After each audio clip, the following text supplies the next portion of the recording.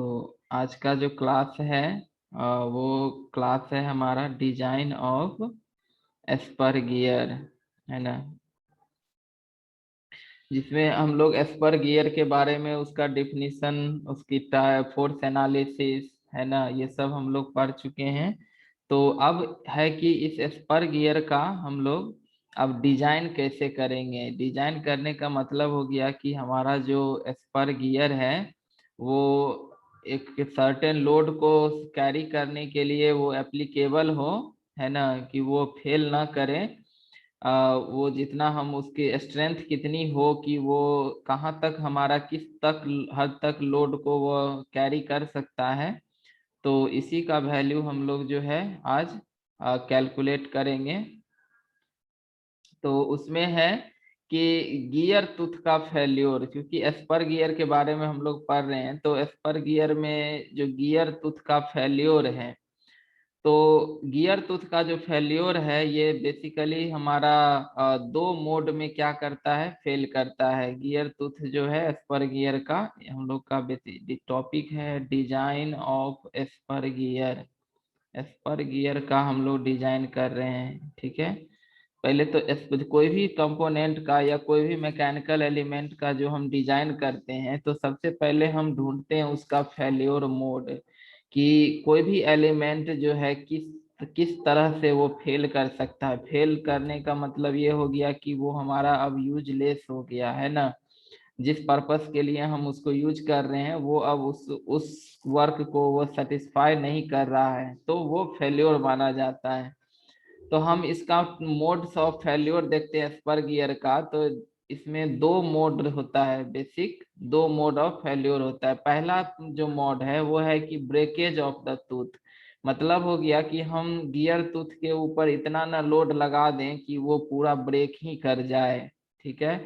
ये लोड जो है या तो स्टैटिक हो सकता है या डायनामिक हो सकता है। स्टैटिक मतलब किसी मतलब जो स्टेबल कंडीशन में लगा हुआ लोड या जो फ्लक्चुएट नहीं कर रहा है वो हमारा लोड स्टैटिक हो गया।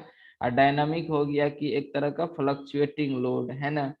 तो लोड कोई भी हो, स्टैटिक हो या डायनामिक हो या दोनों का कॉम्बिनेशन हो, अगर टूथ का ब्रेकेज हो जाती है, मतलब टूथ के पास सफिशियंट स्ट्रेंथ नहीं होता है उस लोड को कैरी करने के लिए, तो फिर वो क्या कर जाएगा, ब्रेक कर जाएगा। तो ब्रेक कर गया तो वो भी एक क्या हो गया, गियर टूथ का फेल्योर हो गया। दूसरा मोड जो गियर टूथ का फेल्योर का होता है वो है टूथ वियर। जैसा कि हम जानते हैं कि जो गियर होता है और गियर के ऊपर ये टूथ है ना।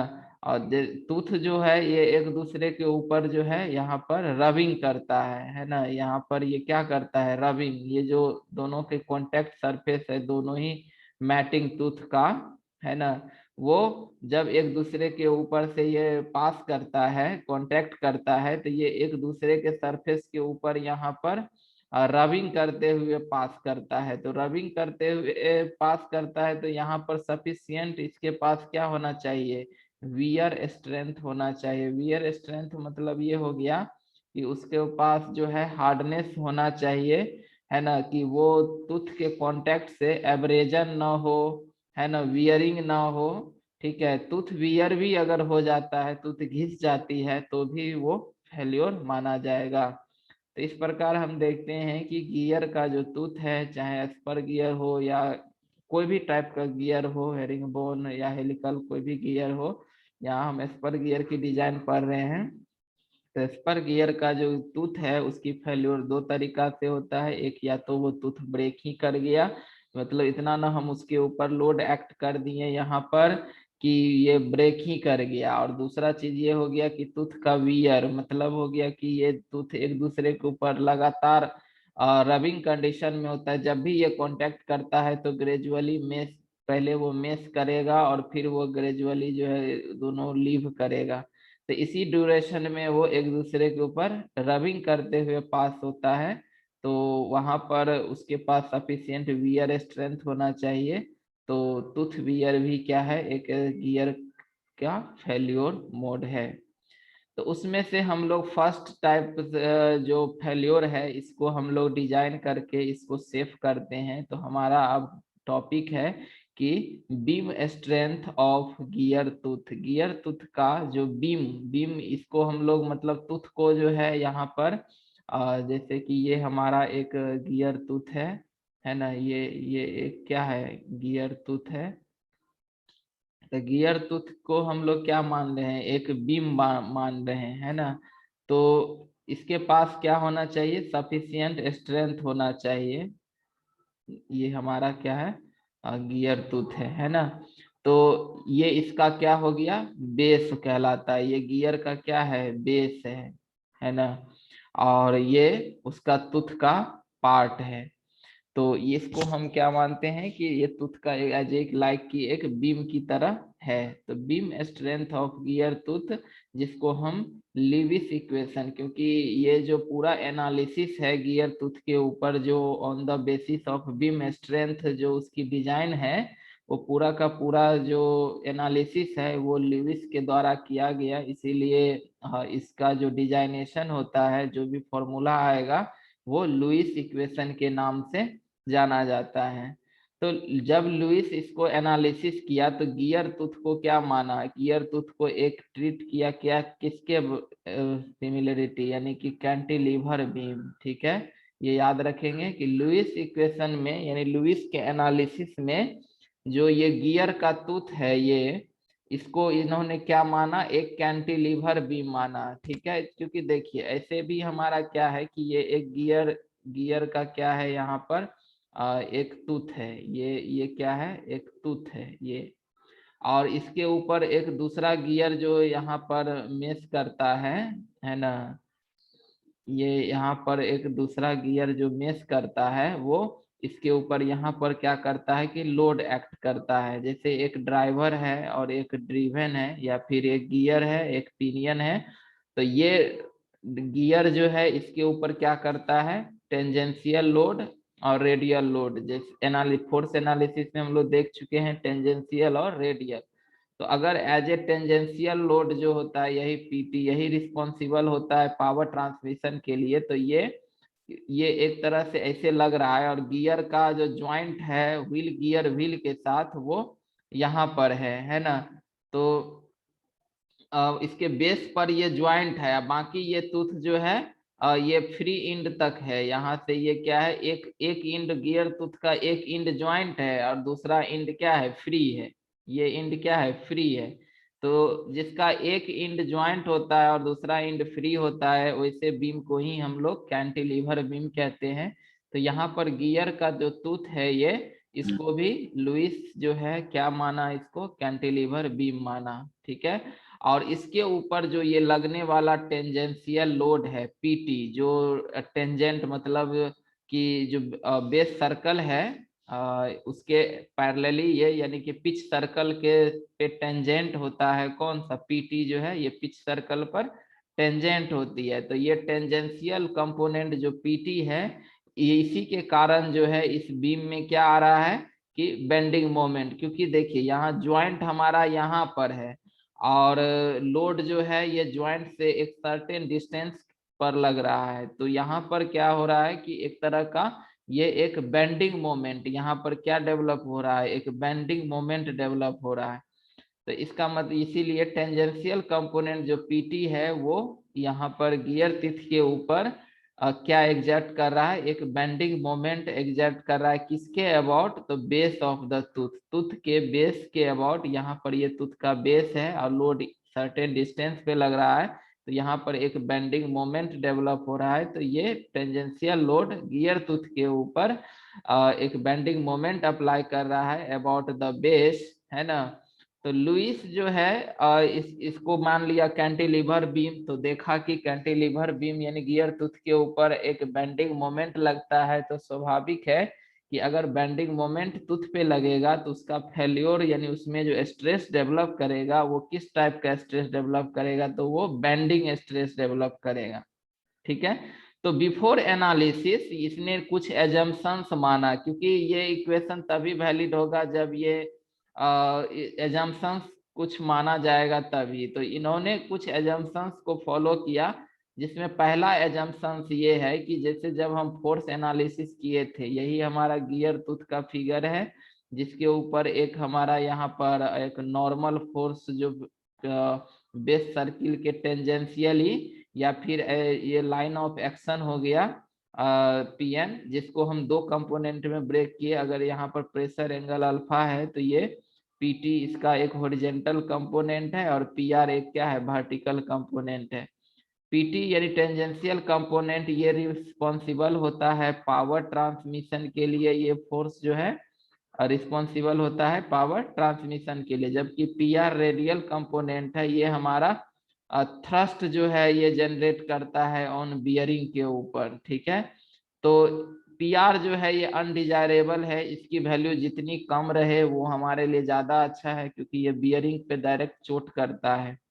और पीटी का मान जितना अधिक होगा उतनी ही ज्यादा हमें पावर की ट्रांसमिशन मिलेगी, है ना। तो इसके लिए अल्फा का मान क्या होना चाहिए, लोअर वैल्यू होना चाहिए। जितना छोटा होगा अल्फा का मान उतना ही ज्यादा पावर की क्या होगी, ट्रांसमिशन होगी।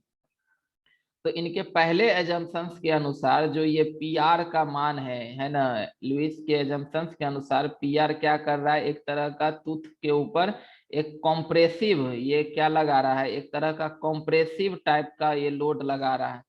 तो इस कॉम्प्रेसिव टाइप के लोड को इन्होंने नेग्लेक्ट कर दिया। मतलब पहला है कि the effect of the radial component जो पी आर है विच इंड्यूसेज कॉम्प्रेसिव स्ट्रेस, जो टूथ के ऊपर कॉम्प्रेसिव स्ट्रेस लगा रहा है, इज नेग्लेक्टेड, उसको नेग्लेक्ट कर दिया, पहला एजम्पशन। दूसरा एजम्पशन कि इट इज एज्यूम दैट, ये एज्यूम करते हैं कि जो टेंजेंशियल कंपोनेंट है, अब जो पीटी है ये हमारा थ्रू आउट द मतलब जो उसका विड्थ है वो यूनिफॉर्मली डिस्ट्रीब्यूट हो over the face width of the gear, यानी कि पूरा फेस पर और गियर का जो विड्थ है, यहाँ पर एक टूथ के थ्रू हम लोग यहाँ देखेंगे कि ये एक क्या है, एक हमारा गियर का टूथ है जो एक 3D फिगर में है। तो ये इसका बी जो है, ये बी डिस्टेंस यही टूथ का क्या है, विड्थ है ना। तो ये थ्रू आउट द विड्थ मतलब पूरे बी के अलोंग जो है जो पीटी का मान है, मतलब जो टेंजेंशियल कंपोनेंट है वो पूरा टूथ के ऊपर यूनिफॉर्मली डिस्ट्रीब्यूटेड हो, ऐसा दूसरा एजम्पशन माना गया। तीसरा एजम्पशन ये है कि जो कोई भी स्ट्रेस कंसंट्रेशन जैसा इफेक्ट को इन्होंने नेग्लेक्ट कर दिया, मतलब इन्होंने अपने एनालिसिस में स्ट्रेस कंसंट्रेशन जैसा कोई टर्म को कंसीडर नहीं किया। यानी जो स्ट्रेस कंसंट्रेशन तो आएगा ही, क्योंकि यहाँ पर अब ज्योमेट्री जो है वो प्रॉपर नहीं है, कहीं ना कहीं ज्योमेट्री में यानी क्रॉस सेक्शन एरिया में चेंजेज है, तो स्ट्रेस कंसंट्रेशन कुछ ना कुछ आएगा, तो उनको भी वो, लेकिन यहाँ पर बहुत ज्यादा वैल्यू नहीं होती है, इसीलिए स्ट्रेस कंसंट्रेशन को नेग्लेक्ट कर दिया। चौथा एजम्पशन इनका था कि सिर्फ एक बार में जो है एक ही पेयर ऑफ टीथ कांटेक्ट करता है, लेकिन रियलिटी में ऐसा होता नहीं है। रियलिटी में एक टीथ कांटेक्ट में होगा तो दूसरा इंगेज कर रहा होगा, तीसरा डिसएंगेज कर रहा होगा, है ना। मतलब दो चार टीथ जो होता है वो जनरली एक दूसरे कांटेक्ट में होती है, लेकिन आइडियली रूप से जंक्शंस के अनुसार हम मानते हैं कि एक बार में एक ही पेयर टीथ जो है वो कांटेक्ट में है, और टोटल लोड जो होती है गियर के ऊपर लगने वाला टोटल लोड वो सिर्फ एक बार में एक ही पेयर ऑफ टीथ पे लगे, है ना। फिर वो पेयर ऑफ टीथ डिसएंगेज हो गया तो जो नया वाला पेयर बना, तो फिर टोटल लोड जो है उन्हीं न्यू वाले पेयर ऑफ टीथ के ऊपर लगेगा। यानी कि ऑलवेज टाइम जो है एक बार में टोटल लोड जो है वो किसी एक ही पेयर ऑफ टीथ के ऊपर लगेगा। तो ये चार एजम्पशंस मानने के बाद इन्होंने इसको एनालिसिस करके और फिर जो है बेंडिंग मोमेंट, जैसे कैंटिलीवर बीम टीथ को क्या माना कि एक कैंटिलीवर बीम है जिसमें पीटी टेंजेंशियल लोड है, जो कि एक हमको क्या दे रहा है, यहाँ पर ये बेंडिंग मोमेंट दे रहा है, यहाँ पर ये जो है यहाँ पर क्या दे रहा है, ये बेंडिंग मोमेंट दे रहा है। तो स्वाभाविक है बेंडिंग मोमेंट के कारण इसमें जो स्ट्रेस डेवलप करेगा वो हमारा किस टाइप का, तो वो बेंडिंग स्ट्रेस डेवलप करेगा। मतलब ये हो गया कि अगर ये टूथ फेल करता है तो इसके लिए जिम्मेवार होगा यही बेंडिंग स्ट्रेस ही जिम्मेवार होगा। तो इसके पास क्या होना चाहिए, बेंडिंग स्ट्रेंथ होना चाहिए, एक सफिशियंट बेंडिंग स्ट्रेंथ होना चाहिए, ताकि ये जो पीटी के कारण लगने वाला बेंडिंग मोमेंट है उसको वो कैरी कर ले। तो यहाँ पर हम डायमेंशन के रूप में जैसे टी, क्या यहाँ पर एक स्मॉल टी लिए हैं, टी क्या है, तो ये टूथ का थिकनेस है, ये टूथ का क्या है, थिकनेस है। बी, बी क्या है, तो विड्थ ऑफ द टूथ, जो कि यहाँ पर इस फिगर में दिखाया गया है, ये पूरा का पूरा जो टीथ है का ये बी जो है उसका क्या है, विड्थ है, ठीक है।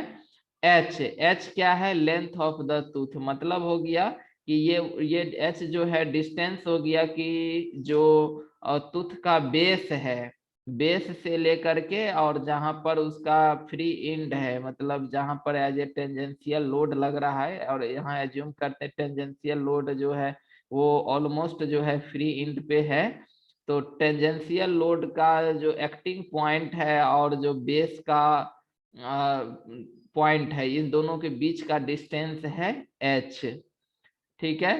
तो अब यहाँ पर जब हम टूथ को देखते हैं तो देखिए कि टूथ का अगर मान लेते हैं हम कि यहाँ पर क्रॉस सेक्शन लेते हैं या फिर यहाँ पर लेते हैं, तो टूथ जो है तो थोड़ा सा ये कर्व है, प्योर स्ट्रेट नहीं है। अगर ये टूथ इस तरह से एक रेक्टेंगुलर टाइप का होता तो ये हम कहते हैं कि ये पूरा क्या है, यहाँ पर स्ट्रेट लाइन है, लेकिन यहाँ हम देख रहे हैं कि टूथ जो है ये थोड़ा सा ऐसे है ना, यहाँ पर थोड़ा सा ऐसे कर्व है, बीच में थोड़ा ज्यादा ठीक है और फ्री एंड पे जो है थोड़ा सा थीन है। तो यहाँ पर क्रॉस सेक्शन यूनिफॉर्म नहीं है, ठीक है। तो हम इसको लुइस के अकॉर्डिंग जो है बीम, ये तो एक कैंटिलीवर बीम है, लेकिन ये पूरे बीम को एक यूनिफॉर्म स्ट्रेंथ का माना। यूनिफॉर्म स्ट्रेंथ का कहने का मतलब ये हो गया कि इसमें through out the cross section जो है वो मतलब बेंडिंग स्ट्रेस सेम होगा। जैसे कि जो मैकेनिक्स ऑफ स्ट्रक्चर है उसमें पढ़े होंगे कि ये हमारा जैसे कैंटिलीवर बीम है, एक लोड हम लोग यहाँ पर लगाते हैं, ये एल डिस्टेंस है और लोड का मान पी है, तो यहाँ बेंडिंग मोमेंट क्या आएगा, पी इंटू एल आएगा। अब हम इसी P को अब यहाँ नहीं, अब यहाँ पर लगा दें, यहाँ का डिस्टेंस A है, तो यहाँ पर अब बेंडिंग मोमेंट क्या हो जाएगा, P इंटू ए हो जाएगा। तो हम देख रहे हैं क्या कि बेंडिंग मोमेंट जो है यहाँ पर जो ये बेंडिंग मोमेंट का वैल्यू कहाँ है, ये इस जो फिक्स पॉइंट है वहां पर, तो फिक्स पॉइंट पे बेंडिंग मोमेंट का जो वैल्यू होता है, इसका BMD हम लोग खींचते हैं, तो जैसे एज ए ट्रायंगुलर टाइप आता है, तो देखते हैं कि बेंडिंग मोमेंट मैक्सिमम होता है फिक्स एंड पे और मिनिमम होता है फ्री एंड पे, जीरो होता है फ्री एंड पे, ठीक है। तो अब ये है कि बेंडिंग मोमेंट जहां ज्यादा होगा वहां पर स्ट्रेंथ ज्यादा होना चाहिए, यहाँ पर फ्री एंड पर बेंडिंग मोमेंट जीरो है, तो यहाँ पर पतला मटेरियल भी रहेगा तो भी काम चलेगा, क्योंकि यहाँ बेंडिंग मोमेंट लग ही नहीं रहा है। तो कहने का मतलब है कि बीम ऑफ यूनिफॉर्म स्ट्रेंथ कहलाता है कि हर एक क्रॉस सेक्शन के ऊपर अगर बेंडिंग स्ट्रेस का मान सेम है तो फिर वो कहलाता है बीम ऑफ यूनिफॉर्म स्ट्रेंथ।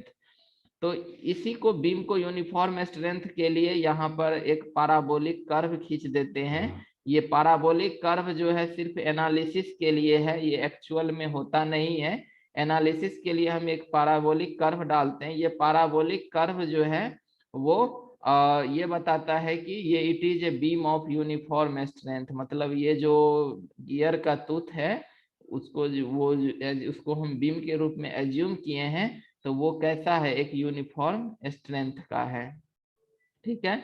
उसके बाद है कि जब बीम का यूनिफॉर्म स्ट्रेंथ होगा तो यहाँ पर हम लोग इस बीम के लिए जो stress at any cross section is uniform है और सेम, हर एक क्रॉस सेक्शन पर स्ट्रेस जो होगा वो यूनिफॉर्म होगा और सेम होगा। तो यहाँ पर जो है मैक्सिमम बेंडिंग मोमेंट कहाँ लगेगा, तो जहां पर फिक्स पॉइंट है मतलब बेस पर, यानी ये एक्स एक्स क्या है, इस गियर टूथ का बेस है, तो मैक्सिमम बेंडिंग मोमेंट इसी बेस के ऊपर ही लगेगा, यानी कि सबसे जो वीकेस्ट पार्ट होगा इस पूरे टूथ का, क्योंकि यहाँ वो एक्स एक्स सेक्शन ही होगा, क्योंकि यहाँ पर मैक्सिमम बेंडिंग मोमेंट एक्ट हो रहा है। तो हम इसी क्रॉस सेक्शन को क्या करेंगे, एनालिसिस के लिए कंसीडर करेंगे, है ना। तो सबसे पहले हम क्या निकालते हैं, बेंडिंग मोमेंट निकालते हैं अबाउट एक्स एक्स। तो bending moment about x x क्या हो जाएगा, ये यहाँ पर एक्स एक्स है और पीटी एक टेंजेंशियल फोर्स यहाँ है और डिस्टेंस दोनों के बीच में क्या है, एच। तो यानी कि पीटी और इंटू परपेंडिकुलर, पीटी लोड हो गया और परपेंडिकुलर डिस्टेंस एच हो गया। तो लोड इंटू परपेंडिकुलर डिस्टेंस वही तो मोमेंट होता है। तो यहाँ पर जो मोमेंट एक्ट होगा एक्स एक्स पर वो क्या होगा, पीटी जो टेंजेंशियल लोड है और एच जो दोनों के बीच बेस से टेंजेंशियल लोड का डिस्टेंस है। तो पीटी इंटू एच जो है ये क्या कहलाएगा, ये बेंडिंग मोमेंट एक्स एक्स पे आ गया।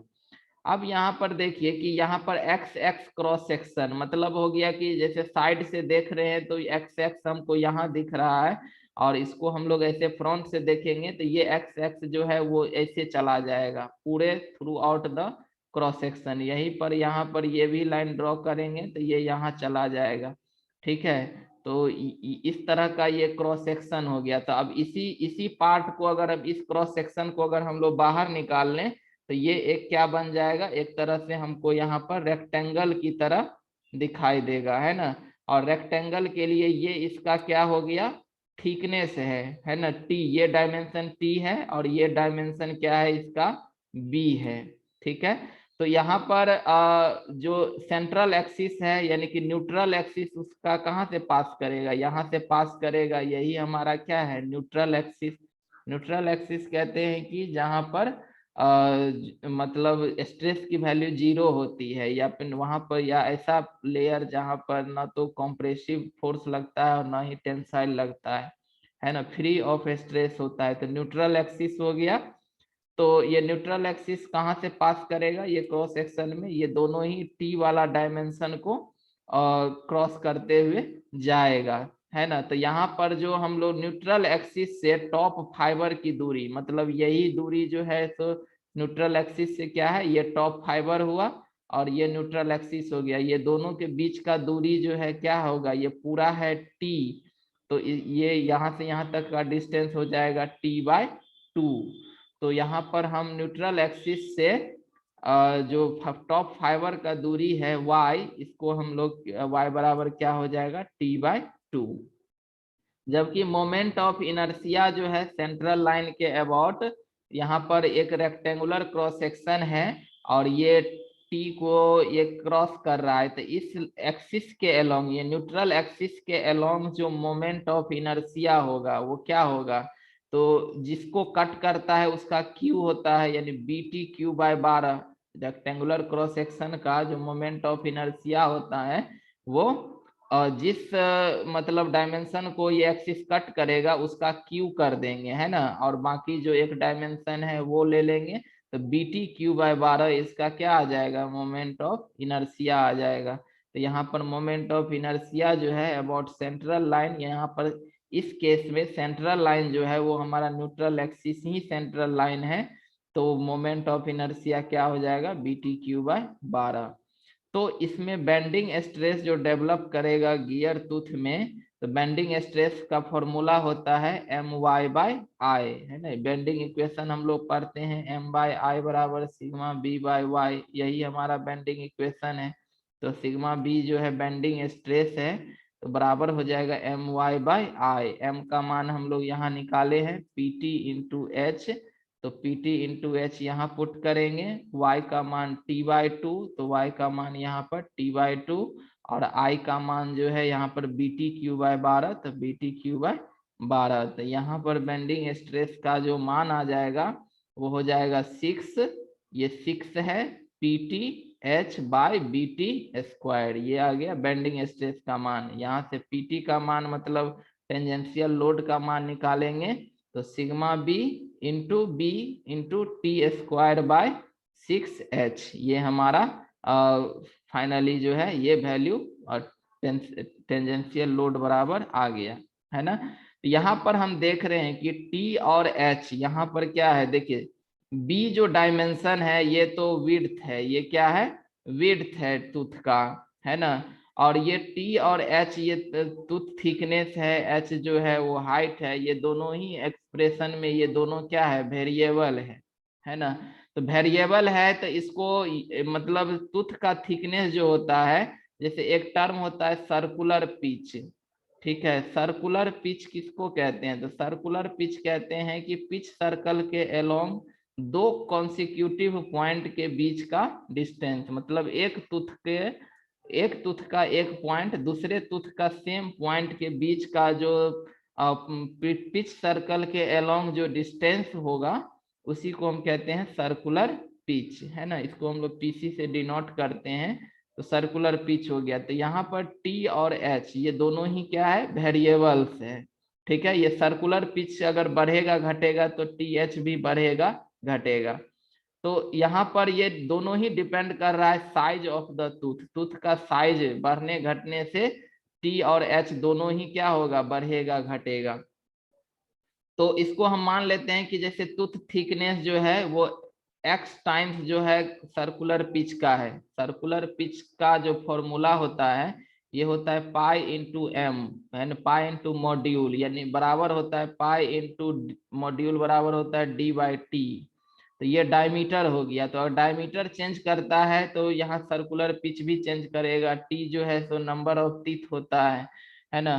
तो यहाँ पर सर्कुलर, यहाँ पर चूंकि टी और एच जो है ये दोनों ही वेरिएबल है और ये सर्कुलर पिच के अकॉर्डिंग ये वेरी करता है, तो हम लोग मान लेते हैं कि टी जो है वो एक्स टाइम पीसी है और एच जो है वो के टाइम्स पीसी है। यानी एक्स और के दोनों ही क्या है? एक कांस्टेंट वैल्यू है। मतलब हो गया कि ये एक्स टाइम्स जो है सर्कुलर पिच का वेरिएशन है और ये जो है के टाइम्स सर्कुलर पिच का वेरिएशन है। एक्स और के को हम दोनों ही यहाँ पर क्या है? एक कांस्टेंट टर्म है। तो यहाँ पर हम एज्यूम कर लेते हैं कि जैसे यहाँ पीटी का मान जो है ये क्या आया था? Sigma B into T square by 6h। तो यहाँ टी के जगह हम एक्स पी सी बैठा देते हैं और एच के जगह के पी सी बैठा देते हैं। तो यहाँ पर सिग्मा बी इंटू बी हो जाएगा, टी के जगह X square into P C square by 6k into P C. इसको रिसॉल्व करेंगे तो पीटी का मान आ जाएगा sigma B into P C into X square by 6k। इसको, इस टर्म को हम एक अलग टर्म मान लेते हैं, ठीक है। जहां पर x भी कांस्टेंट है, x और k दोनों ही क्या है? कांस्टेंट है, और 6 भी कांस्टेंट है। ये ओवरऑल टर्म क्या है? एक क्या है? कांस्टेंट वैल्यू है। तो इस कांस्टेंट वैल्यू को हम एक कैपिटल Y मान लेते हैं। y बराबर एक्स स्क्वायर बाय 6k, ये क्या है? एक कांस्टेंट है। तो हमारा जो लुईस इक्वेशन जो अब बन जाती है वो पीटी बराबर हो जाएगा, ये सिग्मा बी है, सिग्मा बी इंटू बी है, पीसी बराबर होता है पाई इंटू एम। एम क्या है? यहाँ पर एम जो है मॉड्यूल है, मॉड्यूल ऑफ गियर, गियर का क्या है? मॉड्यूल है। तो पीसी का मान होता है पाई इंटू एम, तो पाई इंटू एम हो गया। और ये कांस्टेंट टर्म है, इसको हम लोग वाई माने हैं, तो ये वाई आ गया। तो इस तरह से यहाँ पर जो बीम का स्ट्रेंथ है यानी कि टेंजेंशियल लोड है, ये टेंजेंशियल लोड का मान क्या आ गया? Pi M B sigma B Y, ठीक है। अब जो यहाँ पर y बराबर एक्स स्क्वायर बाय 6k है, इसको कहा जाता है लुईस फॉर्म फैक्टर, ठीक है। याद रखेंगे y बराबर एक्स स्क्वायर बाय 6k जो कि एक कांस्टेंट टर्म है, और इसको क्या कहा जाता है? लुईस फॉर्म फैक्टर, या इसी को टूथ फॉर्म फैक्टर कहा जाता है, ठीक है। तो अब मान लेते हैं कि इसमें पीटी क्या है? टेंजेंशियल लोड है, और यहाँ सिग्मा बी क्या है? बेंडिंग स्ट्रेस है। तो अगर हम लोग यहाँ पर पीटी का मान को इंक्रीज करते हैं तो बेंडिंग स्ट्रेस का मान भी क्या होगा? इंक्रीज करेगा, क्योंकि ये दोनों ही क्या है? डायरेक्टली प्रोपोर्शनल है। अगर पीटी बढ़ती है तो बेंडिंग स्ट्रेस बढ़ेगा।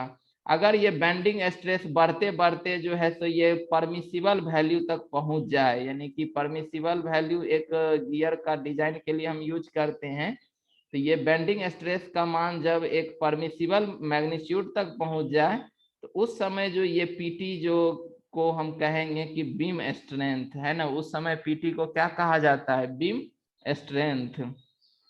तो यहाँ पर एक बीम स्ट्रेंथ के लिए हम लोग सिंबल एस बी यूज किए हैं, तो एस बी बराबर हो जाएगा pi M B sigma B Y. यहाँ पर सिग्मा बी जो है ये क्या है? ये यहाँ पर परमिसिबल यहाँ पर ये क्या है, परमिसिबल बेंडिंग स्ट्रेस है। तो जब ये सिग्मा बी को हम परमिसिबल बेंडिंग स्ट्रेस के रूप में कंसीडर करेंगे, तब यही हमारा पीटी जो है वो हमारा बीम स्ट्रेंथ कहलाता है, और यही इसी मैग्नीट्यूड के बराबर ही अब वो लोड को क्या कर पाएगा, कैरी कर पाएगा। अगर हम इससे ज्यादा अब लोड एक्ट कर देंगे तो वो टूथ ब्रेकेज कर जाएगा। ठीक है, यहाँ पर अब एक टर्म है y बराबर x²/6 के, इसका वैल्यू हम कैसे निकालेंगे। ये तो एक लुईस फॉर्म फैक्टर है तो या टूथ फॉर्म फैक्टर है, तो हो सकता है कि ये क्वेश्चन में दिया भी रहे और नहीं भी दिया रहता है, तो यहाँ पर इसको हम एनालिसिस करते हैं। तो जैसे कि y बराबर है x²/6 के, और x बराबर यहाँ पर हम लोग जानते हैं कि t बराबर x इंटू पी सी, यही हम लोग माने थे, h बराबर k इंटू पी सी माने हैं। तो यहाँ से x बराबर क्या हो जाएगा, t/pc, और h बराबर क्या हो जाएगा, k बराबर क्या हो जाएगा, h/pc। तो यहाँ पर x के जगह हम t/pc और k के जगह जो है h/pc पुट करते हैं, तो y बराबर आ जाता है t²/6hpc। ठीक है, अब हम क्या देख रहे हैं कि यहाँ पर यहाँ पर जो y बराबर जो टर्म है, t यहाँ पर टूथ थिकनेस है, h जो है तो वो लेंथ है, और pc क्या है, सर्कुलर पिच है। तो अगर हम लोग गियर के साइज को यहाँ बढ़ाते या घटाते हैं, कहता है कि it may be noted that कि if the gear is in large, अगर गियर के साइज को हम बढ़ाते हैं तो जो डायमेंशन टी है और एच है और पीसी जो सर्कुलर पिच है, तीनों इंक्रीज करेगा प्रोपोर्शनैलिटी में। ठीक है, यानी कि तीनों एक प्रोपोर्शन के रूप में जो है तो तीनों बढ़ेगा। अगर हाँ यहाँ पर अगर गियर के साइज को अगर हम स्मॉल कर दें तो ये तीनों जो है प्रोपोर्शनैलिटी घटेगा। ठीक है, तो यहाँ भी देखिए ये इसका भी यूनिट जो है मीटर स्क्वायर होगा, और यहाँ भी मीटर इंटू मीटर, अगर हम लोग क्योंकि ये दोनों ही लेंथ है तो ये भी मीटर स्क्वायर है। तो कहने का मतलब अगर ये सब ऊपर का भी टर्म और नीचे का ये दोनों टर्म दोनों अगर प्रोपोर्शनली बढ़ता है या घटता है, तो यहाँ पर y जो रह जाएगा वो कांस्टेंट ही रह जाएगा, क्योंकि जितना t बढ़ा उतने h और pc उसी के अकॉर्डिंग बढ़ के फाइनली कैंसिल हो गया, तो जो वैल्यू है वो उसका पहले के जैसा ही रह गया। तो इसीलिए हम यहाँ कहते हैं कि तीनों डायमेंशन प्रोपोर्शनली बढ़ता है तो y जो है वो रिमेन्स अनचेंज रह जाती है। तो y का वैल्यू यहाँ पर क्या है कि इस तरह से हम ये कह सकते हैं कि y का वैल्यू जो होता है ये इंडिपेंडेंट होता है साइज ऑफ टूथ पे, यानी टूथ का साइज को हम बढ़ाएं या घटाएं y में कोई फर्क पड़ने वाला नहीं है, क्योंकि वो रिमेन्स अनचेंज रह जाता है, क्योंकि सब प्रोपोर्शनली बढ़ता है और घटता भी है। इसीलिए y का वैल्यू जो है वो टूथ के साइज से इंडिपेंडेंट होता है। ये डिपेंड किस पे करता है, तो नंबर ऑफ टीथ पे, कि एक गियर हो या पिनियन हो, दोनों को ऊपर कितना नंबर ऑफ टीथ है उस पर इस y का वैल्यू डिपेंड करता है। तो इसका वैल्यू हम लोग टेबल से निकालेंगे। तो टेबल में ये दिया हुआ है कि y बराबर है 0.124 माइनस 0.684/t। यहाँ पर जो t है ये नंबर ऑफ टीथ है, यहाँ पर t क्या है, नंबर ऑफ टीथ है, याद रखेंगे।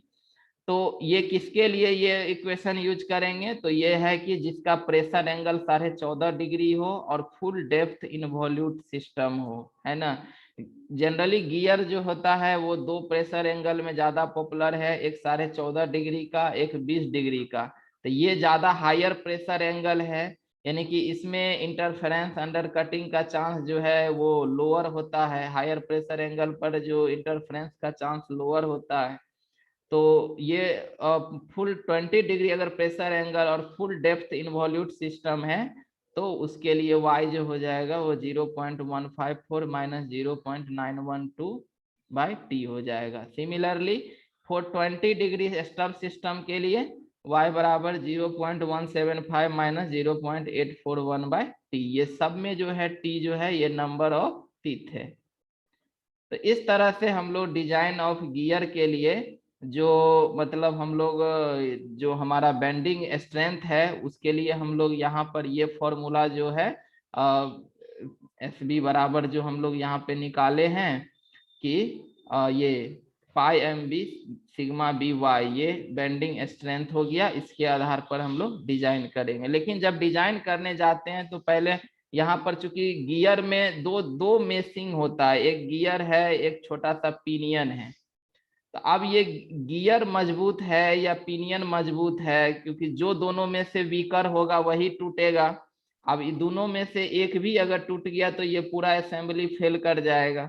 तो हम पहले डिसाइड करते हैं कि गियर कमजोर है कि पिनियन कमजोर है। तो इसको डिसाइड करने के लिए यहाँ पर जैसे ये फॉर्मूला है pi M B sigma B Y, तो एम और बी जो होता है किसी भी मैटिंग गियर के लिए सेम होता है, पिनियन हो या गियर हो दोनों के लिए सेम होता है। लेकिन जहाँ पर गियर और पिनियन अगर डिफरेंट मटेरियल का बना हुआ है तो उसका बेंडिंग स्ट्रेस जो होगा परमिसिबल वो अलग अलग होगा, वाई जो है वो अलग अलग होगा। तो क्योंकि y जो है नंबर ऑफ टीथ पे डिपेंड करता है, तो जिसका प्रोडक्ट सिग्मा इंटू वाई जो है ये प्रोडक्ट ही डिसाइड करता है कि दोनों में से वीकर कौन है। तो सिग्मा इंटू वाई जो है जिसका लोअर होगा, ये प्रोडक्ट गियर का हो या पिनियन का हो, जिसका भी ये लोअर वैल्यू होगा वही वीकर होगा। यानी कि अगर गियर का भी हम सिग्मा बी इंटू वाई निकालेंगे और पिनियन का भी सिग्मा बी इंटू वाई निकालेंगे, दोनों में से जिसका वैल्यू कम आएगा वही हमारा क्या होगा, वीकर कहलाएगा। तो इस तरह से जो वीकर होगा उसकी हम डिजाइन करेंगे। तो ये था Lewis equation on the basis of beam strength design का।